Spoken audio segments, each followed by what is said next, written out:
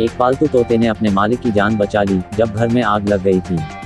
उस वक्त मालिक सो रहा था, लेकिन तोते ने हल्ला मचाकर उसे जगा दिया। ये पूरा मामला क्वींसलैंड राज्य के कंगारू इलाके का है, जहां के सेल्स्टोन स्ट्रीट में नगुयेन रहते हैं और घर में उनका इकलौता साथी उनका पालतू तोता एरिक ही है। ऐसे में जब आग लगी तो एरिक ने ही उसे उठाया। नगुयेन ने कहा, मैं सो रहा था, लेकिन एरिक के जगाने के बाद उठा तो घर में आग लगी हुई है और धुआं भर रहा था।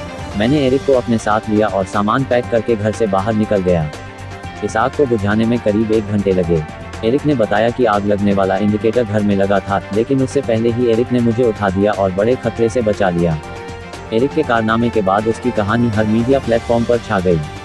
लोग एरिक की बुद्धिमत्ता की सोशल मीडिया पर भी खासी तारीफ कर रहे हैं।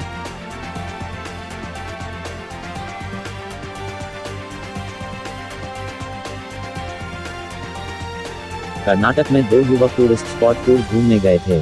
उन्होंने अपने सफर के दौरान पिज्जा खाया और पिज्जा बॉक्स को गाड़ी की खिड़की से बाहर फेंक दिया। जब कोडागु टूरिज्म एसोसिएशन के जनरल सेक्रेटरी को सड़क के किनारे कुछ पिज्जा बॉक्स पड़े मिले तो उन्होंने बॉक्स खोला। बॉक्स खोलने पर उन्हें उसमें बिल भी मिला, जिस पर ऑर्डर करने वाले का फ़ोन नंबर लिखा हुआ था। सेक्रेटरी ने उस नंबर पर फ़ोन किया और उन लड़कों से वापस लौटने और कूड़े को साफ करने की रिक्वेस्ट की। युवकों से जब कूड़ा उठाने के लिए कहा गया तो उन्होंने माफी मांगकर ऐसा करने से मना कर दिया, क्योंकि वो कूद से काफी आगे निकल गए थे। जिसके बाद सेक्रेटरी ने उस नंबर को लोकल पुलिस को दिया और सोशल मीडिया पर भी डाल दिया। बार बार कॉल आने के बाद दोनों युवक 80 किलोमीटर की दूरी तय कर अपना फेंका कचरा उठाने के लिए वापस आए। ये घटना सिर्फ दिलचस्प खबर नहीं, ये सबक है उन सभी लोगों के लिए जो चलते चलते कार की खिड़की से कचरा सड़क पर फेंकते हैं।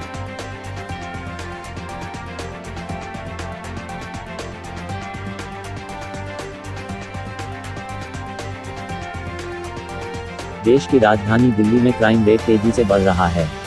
ताज़ा मामला कालिंदी कुंज थाना क्षेत्र के मदनपुर खादर इलाके से सामने आया है, जहां 14 वर्षीय एक छात्र किसी काम से घर से बाहर जा रहा था।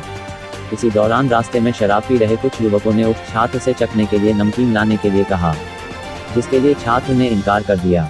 यह बात शराबियों को बुरी लग गई और उन्होंने उक्त छात्र से कहासुनी के बाद चाकू गोदकर उसकी हत्या कर दी। घायल छात्र को पास के अपोलो अस्पताल में भर्ती कराया गया। अपोलो अस्पताल से भी सूचना मिली कि एक घायल 14 वर्षीय युवक को लाया गया है, जिसकी मौत हो गई है। मौके पर पहुंची पुलिस टीम ने पाया था कि युवक पर कई वार किए गए हैं। अब पुलिस ने इस पूरे मामले में मुकदमा दर्ज कर जांच शुरू कर दी है। पुलिस ने इस मामले में शादाब नाम के एक आरोपी को गिरफ्तार करने में कामयाबी हासिल की है। आगे की जांच जारी है।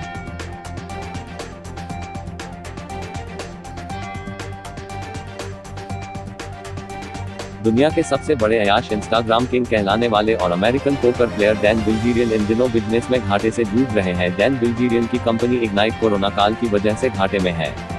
इसके उलट डैन मीडिया रिपोर्ट्स की इस बात पर तंज कसते हैं कि वे और उनकी कंपनी दिवालिया होने की कगार पर हैं। उन्होंने ट्विटर पर लिखा कि मीडिया हमारी कंपनी इग्नाइट के दिवालिया होने का इंतजार करती रह जाएगी। डैन बिल्जेरियन की बात करें तो उन्हें इंस्टाग्राम का किंग इसलिए कहा जाता है क्योंकि उनके 32.6 मिलियन फॉलोअर्स हैं। हर वक्त लड़कियों से घिरे रहने वाले डैन बिल्जेरियन कई अजीबोगरीब शौक के लिए भी जाने जाते हैं। कभी वो आपको सांप और मगरमच्छों से खेलते हुए दिखाई देंगे तो कभी चार्टर प्लेन में घूमते दिखाई देंगे। डैन बिल्जेरियन की संपत्ति $150 मिलियन लगभग 1000 करोड़ रुपए है। उनकी दौलत का सबसे बड़ा हिस्सा पोकर के जरिए ही आता है।